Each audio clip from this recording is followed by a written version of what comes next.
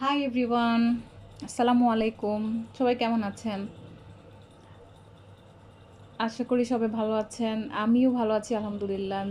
Yeah recovering day by day, slowly, one step at a time. And thank you for your prayers. আজকে কথা বলবো forgiveness and letting go of something. আমরা কিভাবে কাউকে মাফ করে দিব, ফরগিভ করব, আর হচ্ছে কোনো একটা সিচুয়েশনে স্টাক থাকবো না। ওইটা we have to let it go, মানে ওইটা আমাদেরকে ছেড়ে দিতে হবে যদি এটা আমাদের সিচুয়েশনটা স্টাক হয়ে থাকে, ওর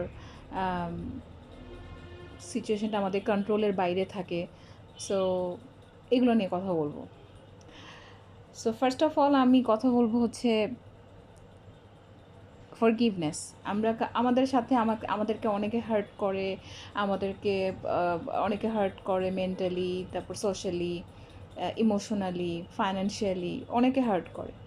তো হার্ট করার পরে মনে হয় যে এই মানুষটাকে আমি কখনো মাফ করব না, বা এই মানুষটা যেন আল্লাহ বিচার করে, বা এটা যেন মানে এই ধরনের আমাদের মধ্যে অনেক কার্স তৈরি হয় যে আমরা কার্স করি, বা অনেকে কার্স করি না কিন্তু অ্যাটলিস্ট বলি মাফ করব না, বা এই ধরনের কিছু, মানে মাফ করতে খুব কষ্ট হয় আমাদের।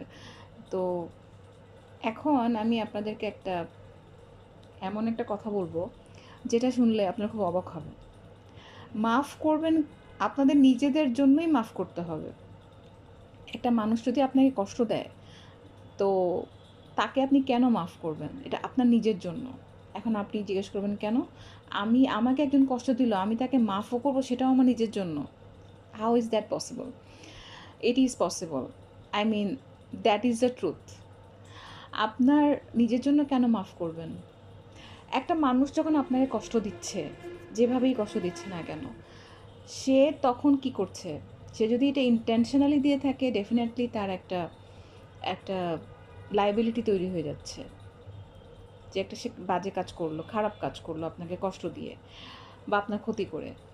আর সে যদি আনইনটেনশনালি করে থাকে, সেটাও সে ইভেনচুয়ালি রিয়েলাইজ করবে যে আনইনটেনশনালি সে আপনাকে হার্ট করে ফেলছে। তো দুই ধরনের রিপারকাশনস থাকবে অবশ্যই, কারণ একটা ইন্টেনশনাল, একটা আনইনটেনশনাল। বাট আপনি মাফ করবেন কেন?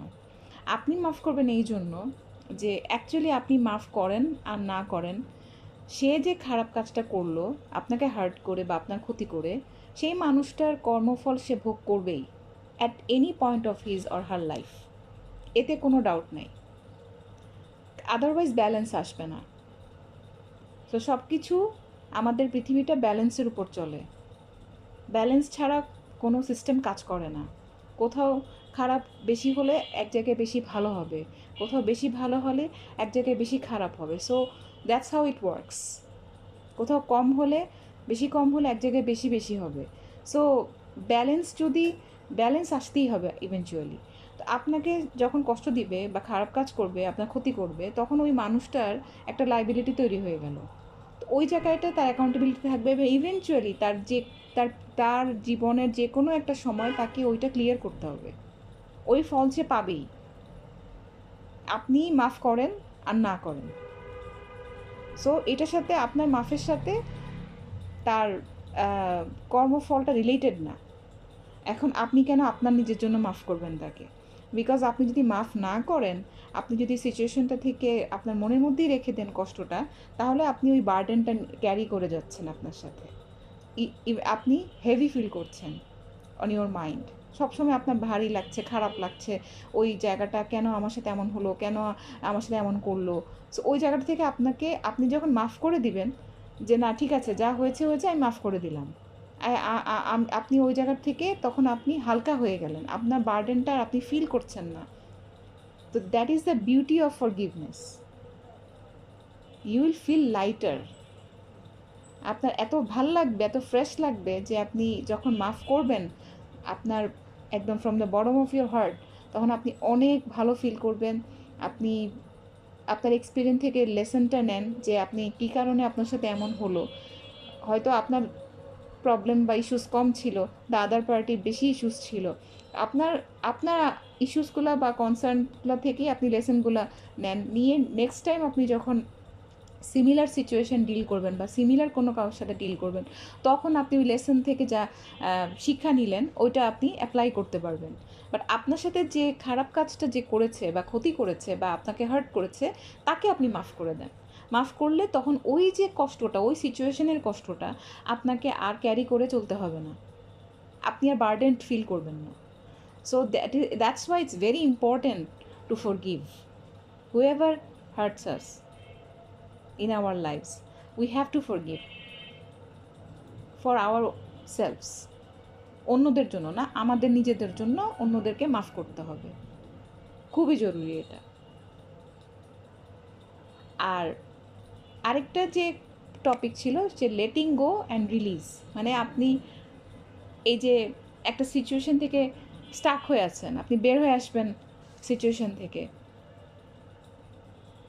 আপনি যখন দেখছেন যে একটা সিচুয়েশন আপনার জন্য বা একটা কোনো সিচুয়েশন বা কিছু আপনার জন্য ওয়ার্কআউট করছে না, হ্যাঁ, আপনার অনেক এফোর্ট দেওয়ার পরেও, আপনার অনেক সিনসিয়ার এফোর্ট দেওয়ার পরে ওয়ার্কআউট করছে না, আপনি এটাকে you have to let it go.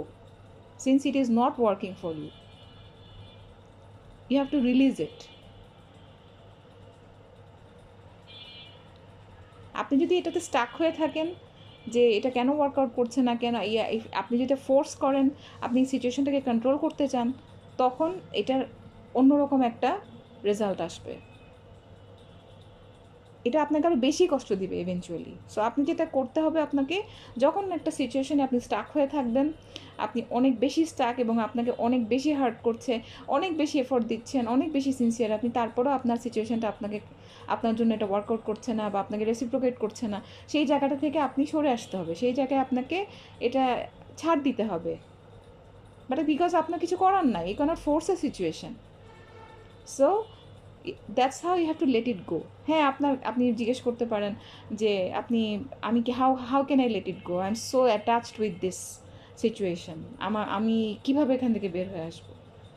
হ্যাঁ, গ্র্যাজুয়ালি আপনি চেষ্টা করেন, চেষ্টা না করলে কি না হয়, আপনি আস্তে আস্তে one step at a time নিয়ে আপনি বের হয়ে আসেন সিচুয়েশন থেকে। এই চেষ্টা আপনাকেই করতে হবে, এই চেষ্টা অন্য কেউ করলে হবে না, আপনার নিজেকেই করে একটু একটু করে আপনাকে এই সিচুয়েশন থেকে বের হয়ে আসতে হবে।